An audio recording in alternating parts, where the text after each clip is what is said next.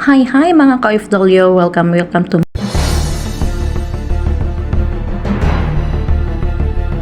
my YouTube channel. At ganito nga po ang buhay naming mga OFW sa aming pamilya na itong nasa taas ay pamilya ko sa Pilipinas at ako ay natutulog. Kaysa maghanap tayo ng katabi sa pagtulog natin sa video call, bakit hindi na lang tayo mag-ano ng CCTV at nang makita natin sila palagi araw-araw, oras-oras. Kung gusto natin sila silipin, makikita natin dahil alam naman natin at ang mga kabataan ngayon ay busy na sa paglalaro, lalong-lalo na yung aking mga junakis at busy to palagi sa kanilang email, minsan sa study. Kaya nag-decide akong bumili ako ng CCTV para makikita ko sila at lahat ng galaw nila nakikita ko dyan lang sa sala, wag na sa kwarto kasi privacy nila yung kwarto eh. Sala lang tayo pwedeng maglagay ng CCTV. Kaya nga ito nga yung aking ginagawa, sila ay gumagalaw at ako ay natutulog pa rin.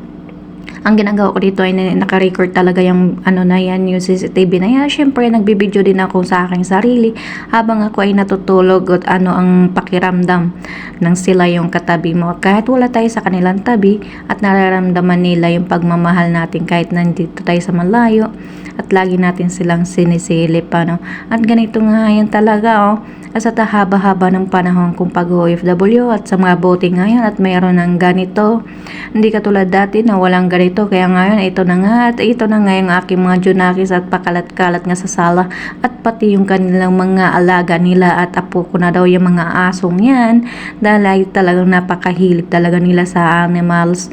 Kaya nag-iipon sila ng animals sa bahay, pusa, aso, yan, nandyan yan, ayan talagang ganito lang ang buhay natin kahit malayo tayo at bibigyan natin sila ng oras palagi. Kaya ginagawa ko talagang bumili ako ng CCTV para lagi ko sila makikita, mawawala yung aking kalungkutan para sa ila ay malagi ko nakikita, makakausap man natin o hindi at pwede ka rin magsasalita dito sa CCTV. Kaya naman talagang napakasaya ko talaga at mayroon ng ganitong gadget ngayon, di katulad noon at talagang ngayon nakikita mo sila bawat galaw nila. Pag nasa sala sila, makikita mo silang tatlo. At syempre diba, dapat tayong mga ina, tayong gagawa ng paraan para gusto natin makita yung ating mga junakis. At alam naman natin busy sa mga cellphone ng mga junakis natin. Kaya ako naman sarap-sarap ng tulog ko naman dyan kaysa naman maghahanap tayo ng Kaya ibuhos natin lahat sa ating pamilya. Pamilya talaga ang pinaka talaga sa ating mga ka-OFW. Kahit sabihin natin at kailangan nating manatiling buong pamilya para sa ating mga anak, diba? Ganyan ang ating mga mindset dahil iba na ngayong buhay, diba? Talagang buhay naman talaga ngayon, talagang napaka talaga ng panahon ngayon. Mabilis na ang panahon, pati ang mga bata talagang kaya tayo ay ganito, gagawin natin lahat para natin sila maibigyan natin lahat ng gusto nila. Tayong mga OFW, ganito lang tayo pero di nila alam yung ating pagsakripisyo para sa kanila at lalong-lalo na sa ating mga anak sa kanilang pag-aaral para hindi sila matulad sa atin noong kabataan. Kung anong buhay na meron tayo noon, kailangan wag natin iparanas sa ating mga anak at gagawin natin lahat.